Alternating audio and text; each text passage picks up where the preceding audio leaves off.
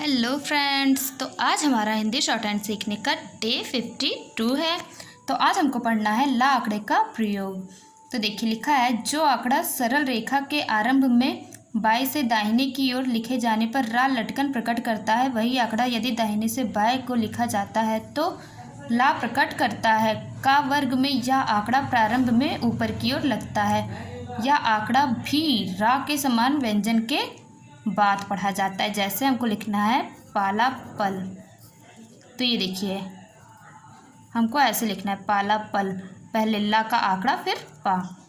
जैसे टल, तो ये देखिए ऐसे टल, काला, कल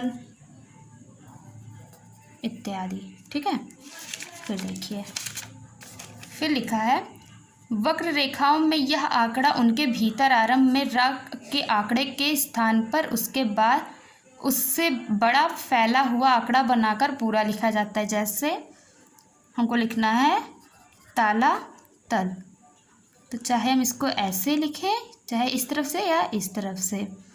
फिर है शाला शल, तो ये हमारा शल ऐसे हो जाएगा शल। ठीक है, फिर है नल, तो नल ऐसे लिखेंगे।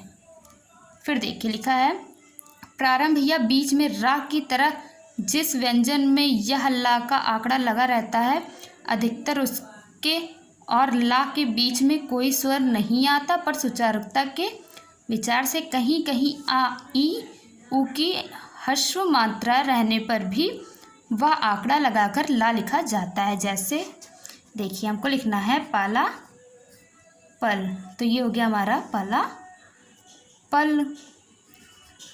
बल, ये हो गया बल।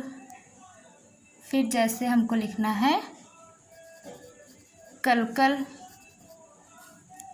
तो जो हो गया ये हमारा कल कल। ठीक है, फिर देखिए लिखा है, रा के आंकड़े की भांति ला का आंकड़ा भी या, रा, ला, व और हा में नहीं लगता। नियमानुसार आदि और मध्य में कहीं पर जो मात्रा व्यंजन के पहले आती है वह व्यंजन के पहले, और जो मात्रा व्यंजन के बाद आती है वह ला के बाद पढ़ी जाती है। क्योंकि व्यंजन और ला के बीच कोई मात्रा नहीं आती, ह्रस्व स्वर आ ई उ की जो मात्रा आती है वह लगाई नहीं जाती, आप ही पढ़ी जाती है। जैसे हमको लिखना है अचल, हमको लिखना है अचल, तो ये हो गया हमारा अचल। या लिखना है हमको छिलका, तो ये हो गया हमारा छिलका। या पल भर, पल भर इत्यादि। फिर देखिए, ला के आंकड़े और उसके पहले व्यंजन के यदि रा आंकड़े के समान आ ई उ की ह्रस्व मात्रा को छोड़कर कोई दूसरी दीर्घ मात्रा आए या ला अपने पहले आने वाले व्यंजन के साथ ना पढ़ा जाकर अकेले या बाद वाले व्यंजन के साथ पढ़ा जाए तो ला का आंकड़ा ना लिखा जाकर ला पूरा लिखा जाता है। जैसे पुतला में ला ता के बाद ना पढ़ा जाकर अकेला पढ़ा जाता है, इसलिए ता में ला का आंकड़ा ना लगाकर पूरा लिखा जाता है। जैसे देखिए हमको लिखना है मेल, तो ये हो गया हमारा मेल। या खेल लिखना है, तो ये हो गया हमारा खेल। फिर रेल, ये हो गया हमारा रेल इत्यादि। आप लोग बुक से लिख लीजिएगा। ठीक है, फिर लिखा है, जैसा पहले बताया जा चुका है कि ता वर्ग और शाक के अक्षर दाएं बाएं दोनों तरफ लिखे जाते हैं और इसलिए ला का आंकड़ा भी दोनों तरफ लगता है। जैसे ताला तल, ताला तल, ताला तल दोनों तरफ से। फिर है दल, तो ये हमारा डार्क हो गया, ये हो गया हमारा दल। फिर सल, साला सल दोनों तरफ से, चाहे जो आप लगाएं। फिर है इसके स्वर लगाने का भी वही नियम है जो व्यंजन के अकेले रहने पर लागू होता है।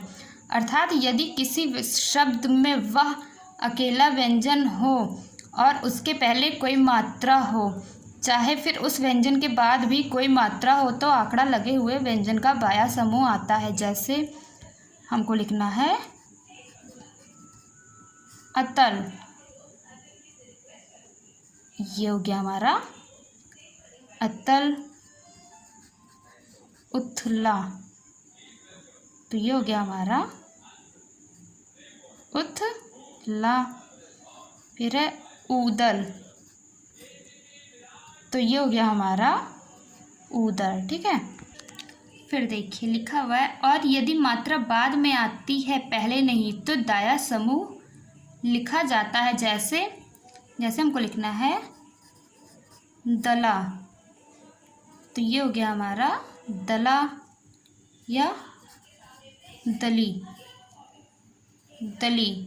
ठीक है, फिर देखिए लिखा है, जब यह दूसरे व्यंजन से मिलता है तो सुचारुता के विचार से सुविधानुसार दाएं बाएं दोनों तरफ लिखा जाता है। जैसे लिखना है हमको दलदल, तो ये हो गया हमारा दल दल।